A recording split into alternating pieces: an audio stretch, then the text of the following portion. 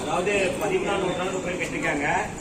இந்த கோயில் கட்டணூர் பேர் வந்து கெட்டி முதலை. ஃபர்ஸ்ட் இது வந்து காடா இருக்கு, காடு தான் காடு. இது வந்து அமரபுதின்னு ஒரு கிராமம்.